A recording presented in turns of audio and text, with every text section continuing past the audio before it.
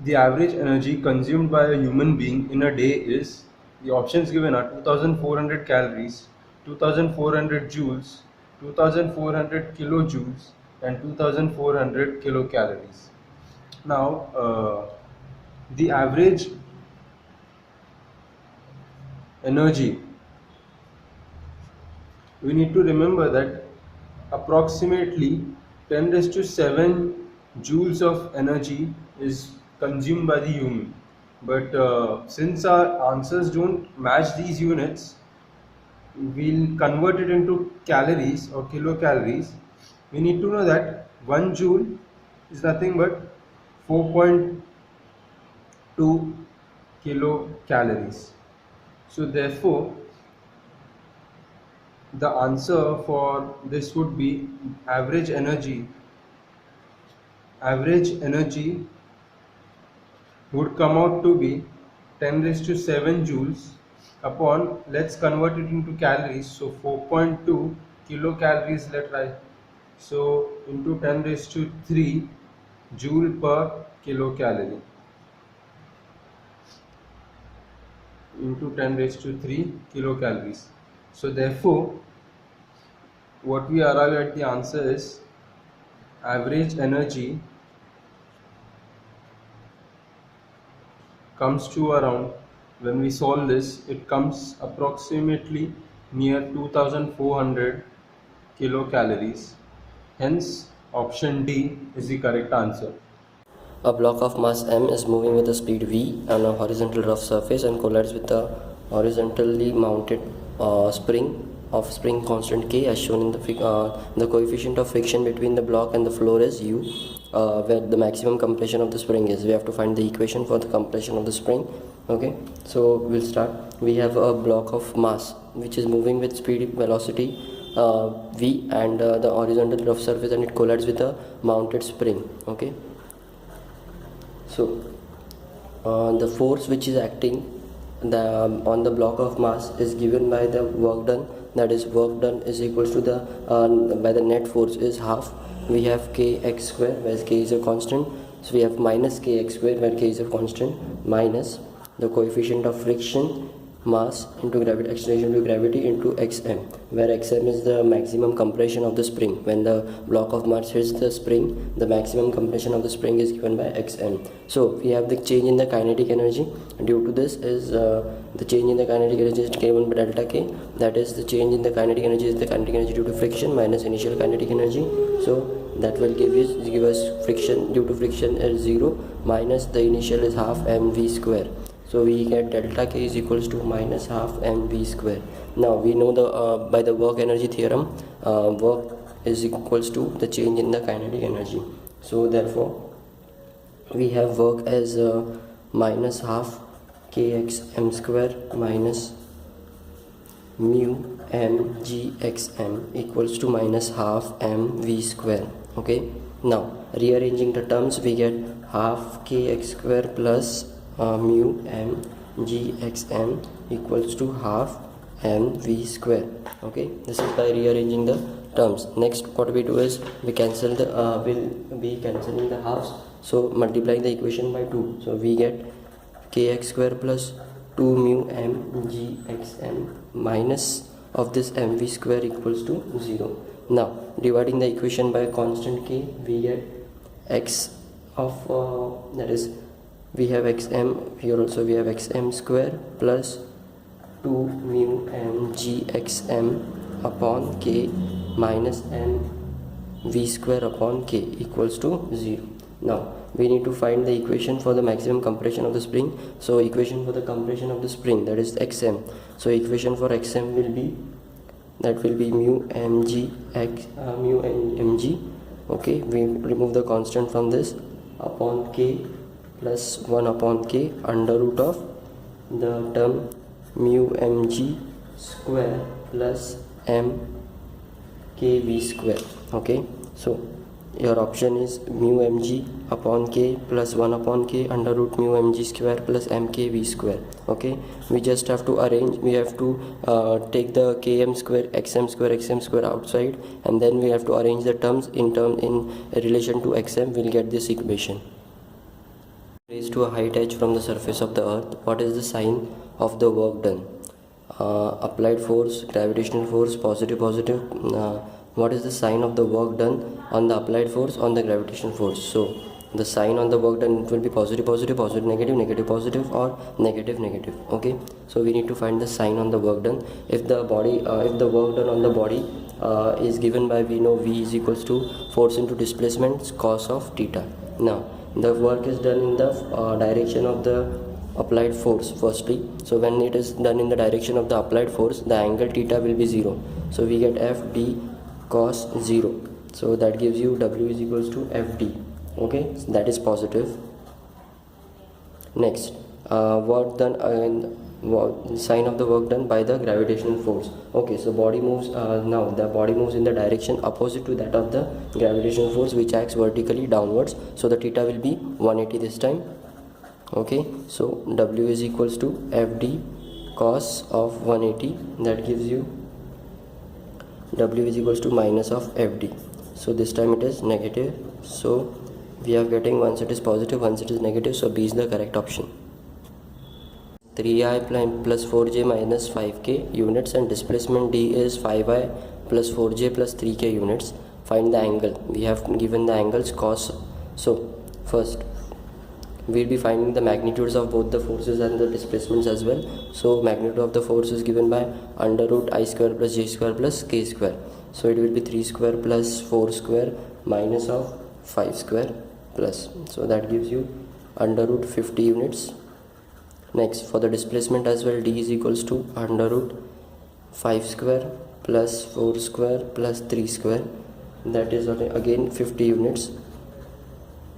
Okay, so we are getting the force and displacement is 50. Now the angle between the force and displacement theta is given by cos theta, which is equals to force into displacement upon the magnitudes of the force into displacement. So we have again 3i plus 4j minus 5k into 5i plus 4j plus 3k upon both the magnitudes, that is root 50 into root 50.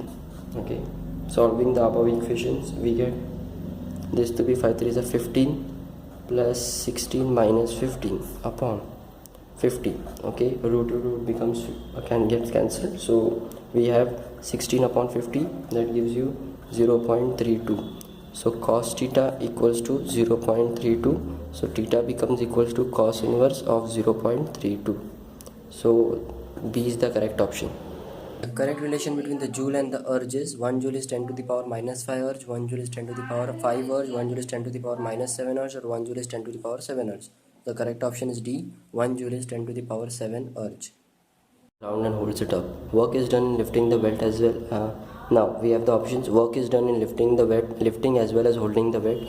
No work is done in lifting, in both lifting and holding the weight. Work is done in lifting the weight, but no work is done in holding it up. No work is done in lifting the weight, but work is required in holding it up.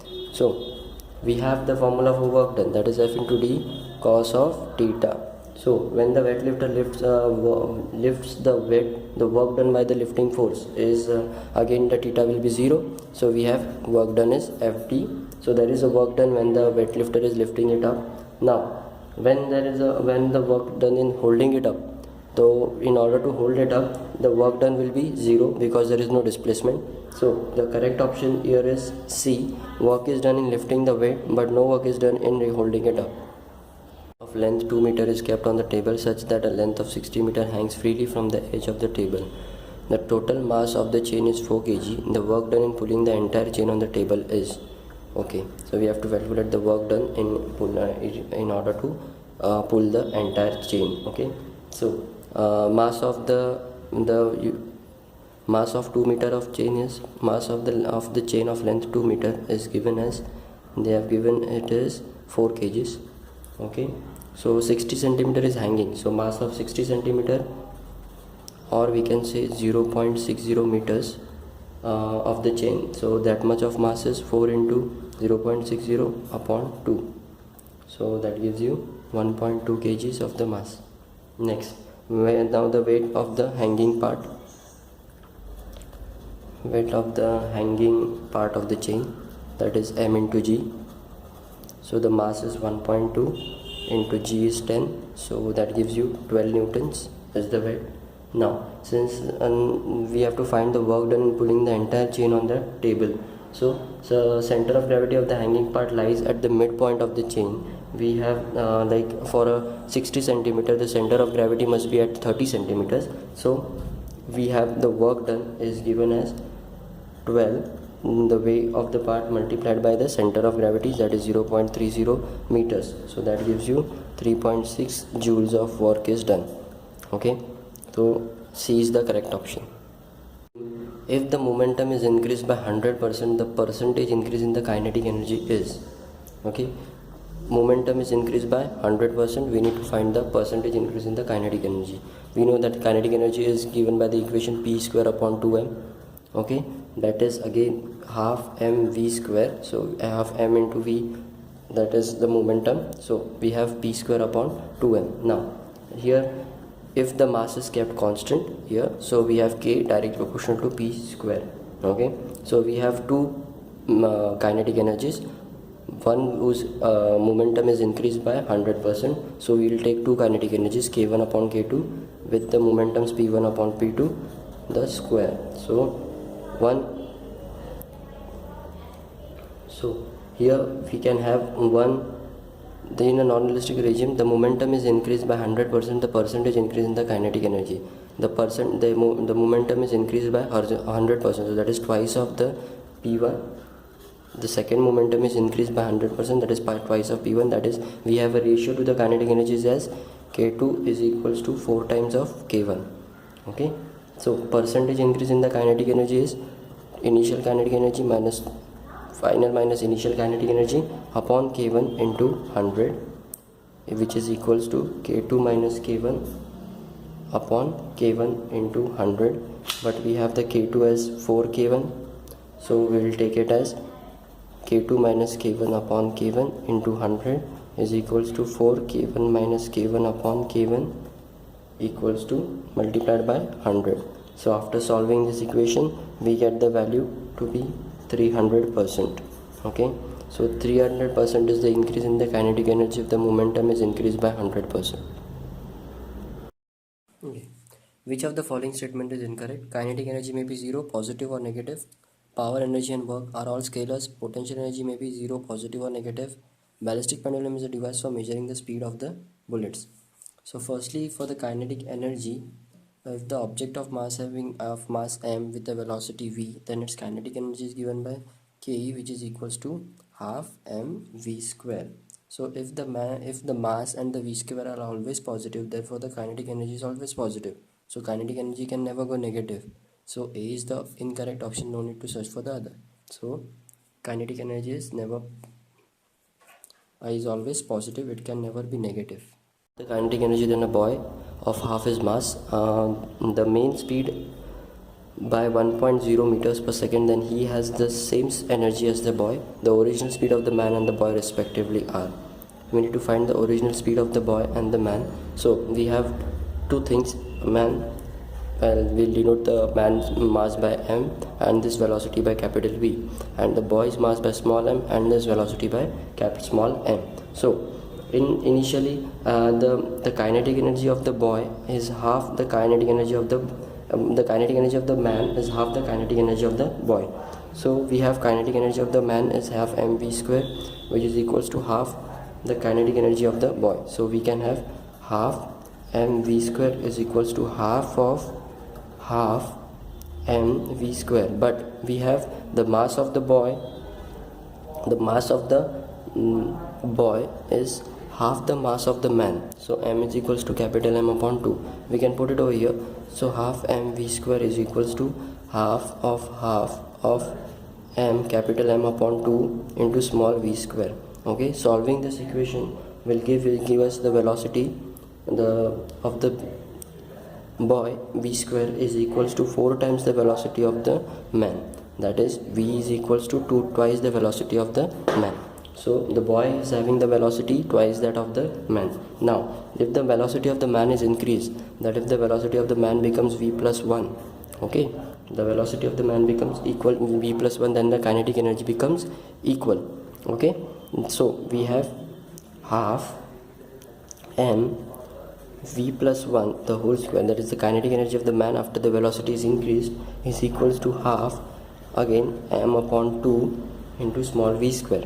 Okay, we have the small v value is 2v, so half m upon a truck and a car moving with the same kinetic energy are brought to rest by applying brakes which provides equal retarding force. Which of them will come at rest in the shorter distance? The truck, the car, both will travel the same distance before coming to rest, cannot be predicted. Okay, so we have the work done is equals to force into displacement.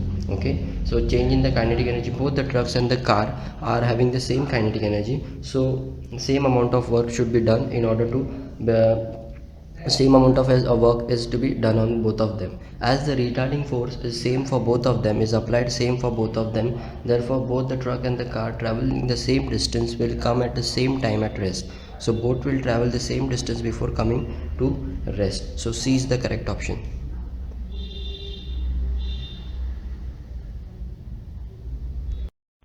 Okay, if the force acting on a body is inversely proportional to its speed, then kinetic energy is linearly related to time, inversely proportional to time, inversely proportional to the square of time, or a constant.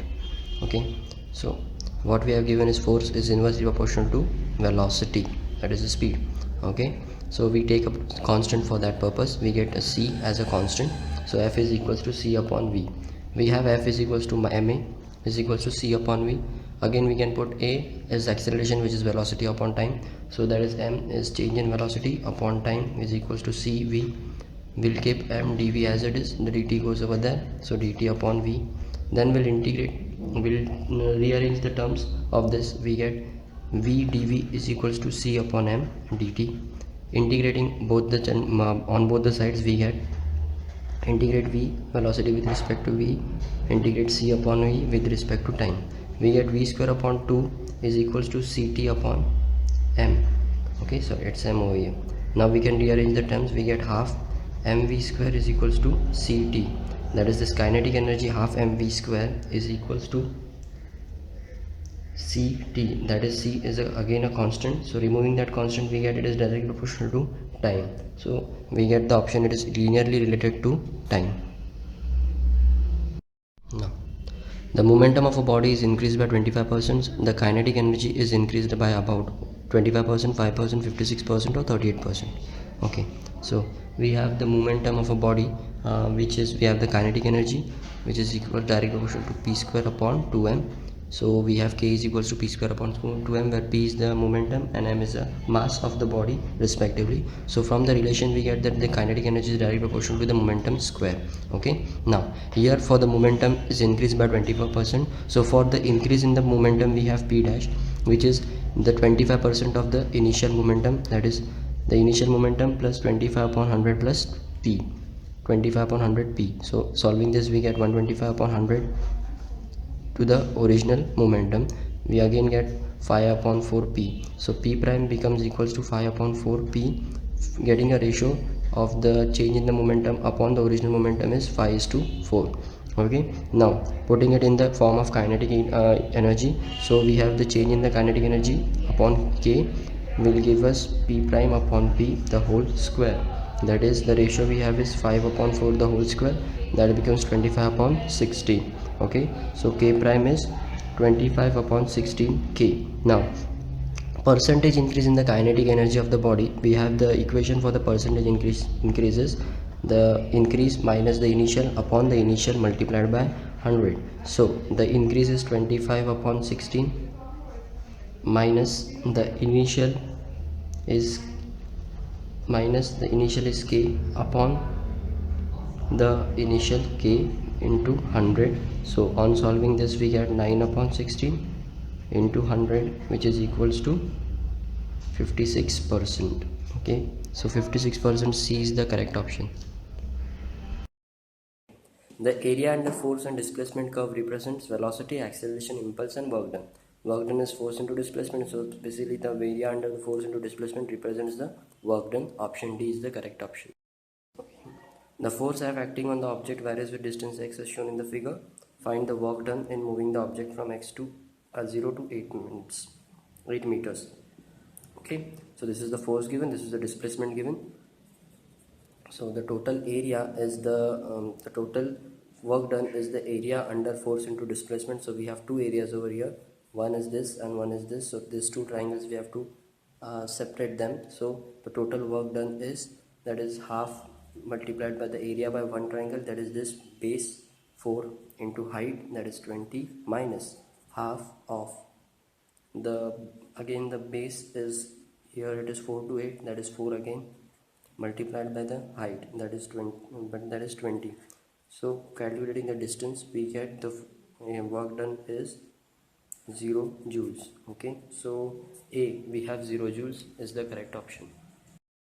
Okay, the potential energy of a spring when stretched through a distance x is 10 joules. What is the amount of work done on the same spring to stretch it through an additional distance of x? 10 joules, 20 joules, 30 joules or 40 joules. Okay, so the potential energy of the spring is given by the equation from when it stretched to a distance x is given by the equation u, which is equals to half k x square, where k is a constant and x is the distance. The potential energy is given to be 10 joules. Okay, stretched to a distance, it is given as 10 joules. Now what is the distance amount of work done on the same spring if the to the stretch it through an additional distance of x? So we are adding another distance x, so the potential energy will be half k 2x the whole square. Okay, that is, we are adding another x into it, so we get this to be 4 into half k x square. The square comes outside, so this becomes 2x, that is 4 into half k x square. Okay, sorry, this is 4 into half k x square. So half k x square we already have it as 10 joules, so 4 into 10 becomes 40. So the final potential energy becomes 40 joules. Now what is the work done on the same spring to stretch it through an additional distance of x? We need to find the work done to stretch it to an additional distance. So the total work done will be the additional distance minus the initial distance. So that is, you have 40 minus the initial is 10, so that gives you 30 joules of work is done.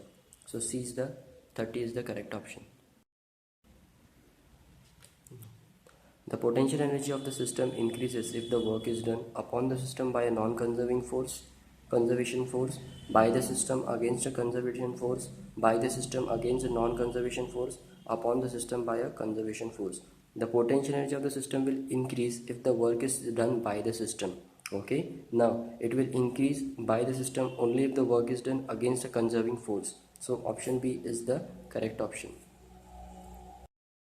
Okay, a simple pendulum of length 1 meter has a wooden bob of mass 1 kg. It is struck by a bullet of mass 10 to the power minus 2 kg, moving with the speed of 2 into 10 to the power 2 meters per second. The height to which the bob rises before swinging back is 0.2 meters, 0.6 meters, 8 meters or 1 meter. So we have a pendulum which is of length 1 meter as a wooden bob of mass 1 kg. It is struck by a bullet, okay, and by a mass 10 to the power minus 2 kilograms. So we will be finding firstly the momentum of the bullet. Okay, so momentum of the bullet is equals to mass into momentum. Some bullet as having mass 10 to the power minus 2 into it is with the velocity 2 into 10 to the power 2. So that gives you the momentum 2 kilogram meter per second. Okay, that is the momentum we are getting. Next we need to find the combined velocity of the bob, that is the velocity of the bob plus the velocity of the bullet. So that is, a combined velocity is taken to be v. So combined velocity of the bob is taken to be v. So what we do is the momentum of the bullet plus the momentum of the bob. So momentum of bullet plus the momentum of the bob, that is will be the combined velocity v. So that is, the momentum of the bullet is 10 to the power minus 2 plus momentum of the bob is 1, masses, both the masses multiplied by the velocity, which is equals to 1.01 v. Okay, so we get 1.01 as the total combined momentum of the bullet and the mass. Now by the thus we can find the velocity is equals to 1.01 v for 2 kg of mass. Okay, for 2 kg meter per second of the bullet. So velocity of the bullet is 2 upon 1.01, that will give you 1.98 meters per second. Okay, that is the velocity of the bullet. Now we apply the law of conservation of momentum, that is momentum before collision, momentum after collision is the same. So that is half of capital M plus small m, that is the mass of the bullet plus mass of the bob, into v square, both the velocities, momentum before the mass, momentum before the collision and after, that is the mass plus m. After the collision we have gravity, we have the height h as well. So therefore we can have the equation in terms of height. We have to find the height to which the bob spins back. So height is given by cancelling other terms, v square upon g, which is equals to 1.98. we calculated the velocity of the bullet, multiplied by we can have g, it is 1.9 upon 2g, we have a 2 over here, so 2 into 10, that becomes 0.196, that is around 0.2 meters. Okay, so we have the height up to which the bob rises before swinging back is 0.2 meters. Okay, in a shot put event, an athlete throws a shot put of mass 20 kg with an initial speed of 2 meters per second at 45 degrees from a height 3 meters above the ground. Assuming air resistance to be negligible and acceleration due to gravity to be 10 meters per second square, the kinetic energy of the shot put when it reaches the ground will be 2.5, 15, 5 joules, 525 joules or 640 joules. Okay, so we have here is we have given the maximum height is given, h is 3 meters. Okay, we have height is given, initial speed u is 2 meters per second, and the shot put ball of mass 20 kilograms. Okay, and we have theta which is equals to 45 degree. So we'll find the maximum height up to which the ball went, that is h max. We have the formula for that, that is u square sine square theta upon 2g. So we have u is 2 into sine u square sine square of 45 upon 2 into 10. Okay, so solving this we get 0.1 meters is the height, maximum height up to which the ball has gone in the vertical direction. Okay, now potential energy of the ball is given by, we will find the potential as well as the kinetic energy of the ball. So potential energy of the ball is is given as h, which is equals to potential energy at the height h, and that will be the mass into gravity, that into the height of the ball at which the ball is thrown plus the height up to which the ball is reached, that is h max. So potential energy at that particular height will be m into g. Mass is given as 20 into 10 into the height is 3 meters of height is given plus the h max is 0.1. So solving this, the potential energy comes around 620 joules of potential energy of the ball is at the height h. Now we'll find the kinetic energy when the ball is at that particular height. So kinetic energy of the ball is again h is equals to half m u cos theta the whole square. Okay, half m u cos theta the whole square, that is again half, mass is 20 into initial velocity is 2 into cos of 45 the whole square. So you will solve, after solving this you will get the answer to be 20 joules. Okay, now by the law of conservation of mechanical energy, between the height and the g is that is the kinetic energy before, kinetic energy and the potential energy before is equals to kinetic energy and potential energy after. So for the we need to find the kinetic energy of the shot put when it just reaches the ground. So when the kinetic energy, when the ball has just reaches the ground, it will be having the kinetic energy and the potential energy both in it. So we have kinetic energy to be 620 plus potential energy to be 20. So this gives you 640 joules. So D is the correct option. Two identical steel cubes, each of mass 50 grams and side 1 centimeter, collide with head-on face-to-face with the speed of 10 centimeter per second. The maximum compression of each cube is, we have to find the compression of each cube. So Young's modulus is 2 into 10 to the power 11 Newton per meter square. We have given the mass 50 grams, we are converting into kgs. We have given the length 1 centimeters, again converting into meters. We have given the velocity 10 centimeter per second, converting into meters per second. We have given the Young's modulus 2 into 10 to the power 11 Newton per meter square. So we use the Hooke's law, that is F upon A is equals to Young's modulus changing the length upon original length. So F becomes equals to the A goes here, so A delta L upon L. So for the force we have K into delta L, where K is a compression constant. So keeping the K out, we get F upon delta L. Again substituting the values of F over here, substituting the values of F over here, we get YA delta L upon L delta L. Cancelling the delta L's, we have YAL upon L, where area is equals to length square. So we get YL as the equation for K. Now we'll be finding the kinetic energy and the potential energy. Kinetic energy is equals to twice that of half mv square. Because of both the cubes are colliding, we can take it as 2. The value we get is as 5 into 10 to the power minus 4. Also for the potential energy, we get twice into k delta L square, that is the change in the length, so k delta L square. Now according to the law of conservation of energy, this kinetic energy should be equal to the potential energy. So therefore we have 5 into 10 to the power minus 4 is equals to k into delta L the whole square. So here we'll be finding the value for k. So k becomes equals to under root everything 5 into 10 to the power minus 4 upon k. um, okay, removing the squares, we'll be having upon k into delta L. So that becomes equals to the value for the k is y into L. So therefore 5 into 10 to the power minus 4 under root upon y into L upon y into L. So that becomes again the Young's modulus y is given as 2 into 10 to the power 11. Substitute the value over here, and length is also given 10 to the power minus 2. Substituting the given values and finding the answer, we get as under root 2.5 into 10 to the power minus 13. So which comes out to be 5 into 10 to the power minus 7. Okay, that is the total compression in the cube. So the total compression is 5 into 10 to the power minus 7. So C is the correct option. Okay. A ball of mass m is dropped from cliff of height h. The ratio of the kinetic energy to the potential energy when it is falling to a height 3:4 h is.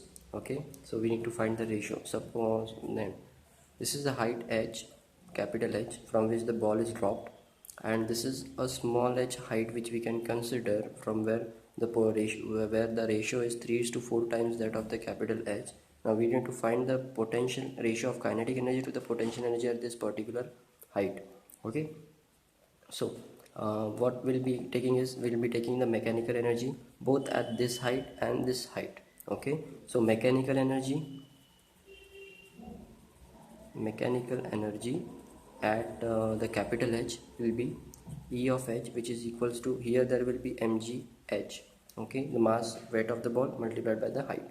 Okay, now velocity at the particular height H is velocity at the particular height H is equals to 3 upon 4 times of H. Okay, 3 upon 4 times of that of H. So total mechanical energy at this point is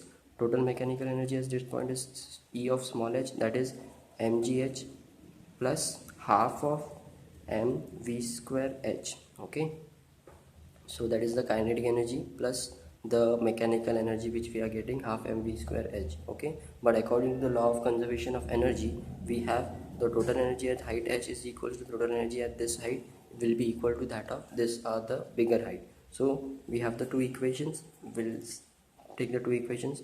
mgh is equals to mg of h.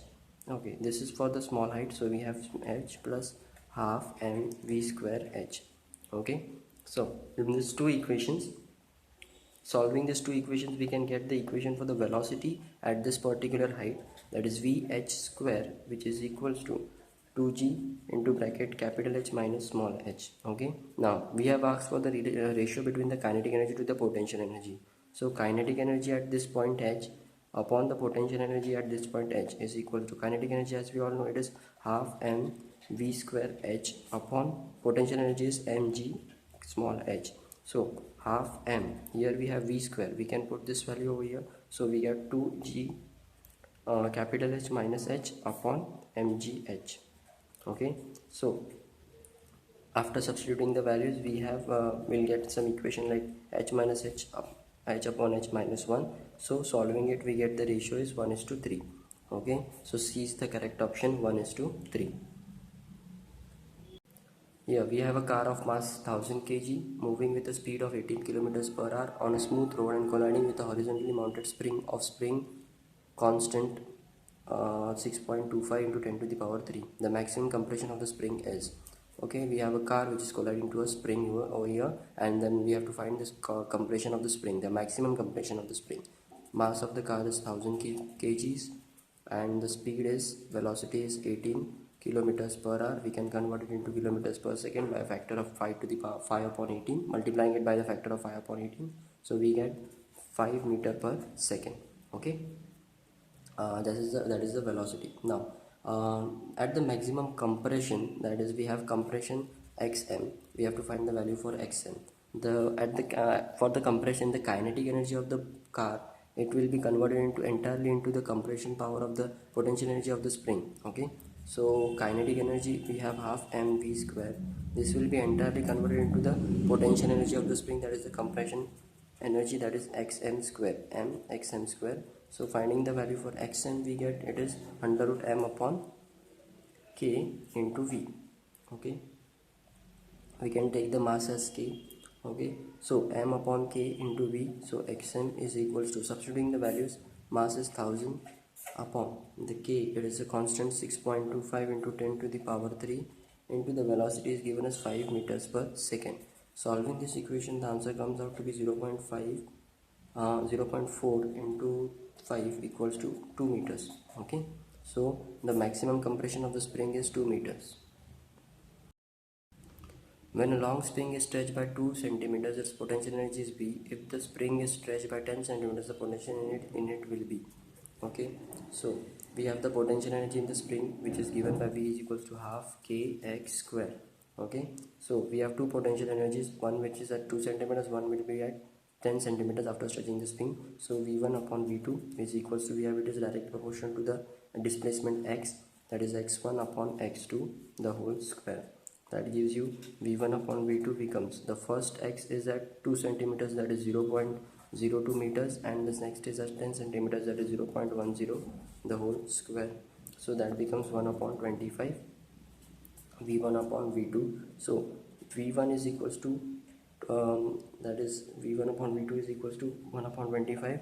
So V1 V2 is equals to 25 times of V1. So that is the velocity, the spring is stretched by the, how long is this, what the potential energy in it will be 25 V of the initial potential energy.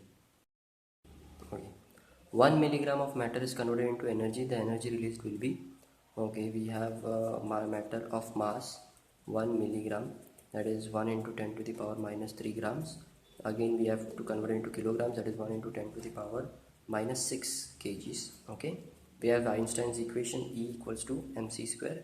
C is a constant, it is the velocity of light, that is 3 into 10 to the power 8. So mass we have 1 into 10 to the power minus 6 multiplied by 3 into 10 to the power 8. So that gives you 9 into 10 to the power 10 joules of energy is released. 9 into 10 to the power 10 joules of energy is released. Okay. A man weighing 60 kg climbs up a staircase carrying a load of 20 kg on his head. The staircase has 20 steps, each of height 0.2 meters. If he takes 10 seconds to climb, find its power.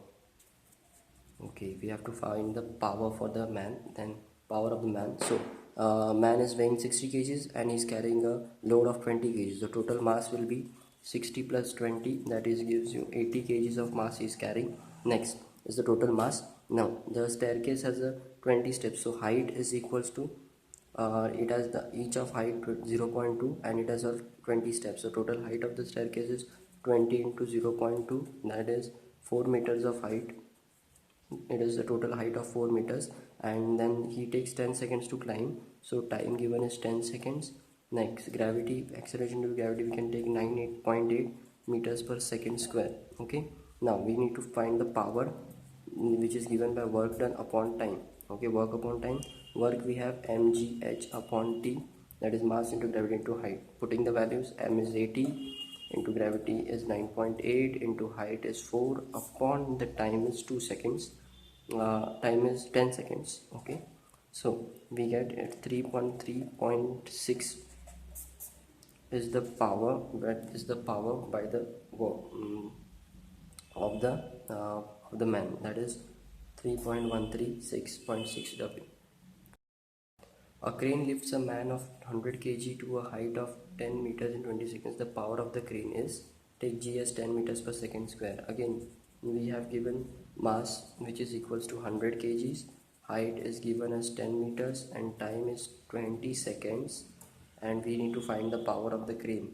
We have given G to be taken as 10 meters per second square. Okay, now we have to find the power, which is again work done upon time, that is mgh upon t. Substituting the values, 100 into 10 into height is again 10 upon 20, so that gives you the value 500 watt. That is power of the crane is 500. D is the correct option. Now, a body is initially at rest, it undergoes one-dimensional motion with constant acceleration. The power delivered to it at the time t is proportional to t raised to half t 3 raised to 3 by 2 or t square. Okay, so we are given the body which is initially at rest, so we can use the kinematical equation. V is equals to u plus at. Initial energy is 0, initial velocity is 0, so we get V is equals to at. Again, the power in terms of force, we have force into velocity, so force is ma into V, that is at. Okay, so since over here mass is constant, acceleration is also constant, so we get P is directly proportional to T, so P is the correct option. Two men with the weights in the ratio 4:3 run up with a staircase in a time in the ratio 12:11. The ratio of the power of the first to that of the second is, so we need to find the ratio of the power of the first man to that of the second man. The options are 4:3, 12:11, 48:33, or 11:9. Okay, so if we firstly have the power, which is equals to work done upon time. The work is the energy, that is equals to energy upon time. The energy spent by the work done, the energy spent is equals to mg h upon t, where h is the height. It is constant for h will be the same for both the persons. So here we have mg, that is the weight of the body, so weight into h upon t. Now here we can say that the power is directly proportional to the work and it is inversely proportional to the time. So P is equals to W1 and P2 is equals to W2 multiplied by T2 upon T1. So substituting the values, 9 upon 3 into 11 upon 12 gives you 11 upon 9. So D is the correct option.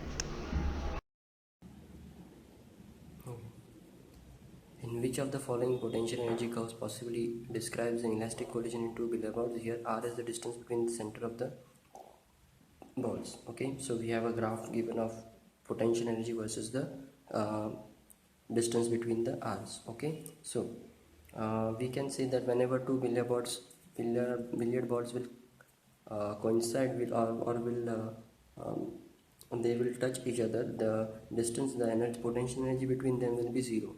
So if the R, that is the distance between two balls, is equals to 2R, then the potential energy should be equals to 0. Only this term is satisfied by the curve C. Okay, when R becomes equals to 2R, when the potential energy becomes equals to 0, so C is the exact curve we want. Next, a block of mass 2 kg is dropped from a height of 40 centimeters on a spring whose force constant is 1960 Newton per meter. The maximum distance to which the spring is compressed is 5 cm, 20 cm, 15 cm, or 10 cm. For this, we will use the formula for the amount for the mass which is dropped from a certain height, which is that will be equals to its kinetic energy. So mg, the height plus the displacement, is equals to its kinetic energy. On placing the things, we have mass given is 2 kgs, height is 40 centimeters. The force constant, the K force constant is given as 1960 Newton per meter, and G always we have 10 centimeter per second square. So putting all the values together, we get the compression in the spring, that is X, we have it as 10 centimeter, that is the compression which is the spring will be having. So it is, the answer is 10 centimeter. The correct option is D.